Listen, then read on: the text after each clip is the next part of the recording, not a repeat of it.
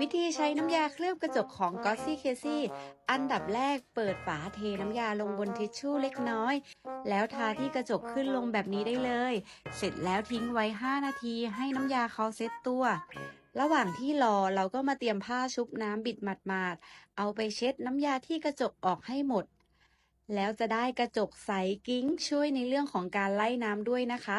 ตอนนี้มีโปร99 บาทกดในตะกร้าสั่งซื้อได้เลยค่ะ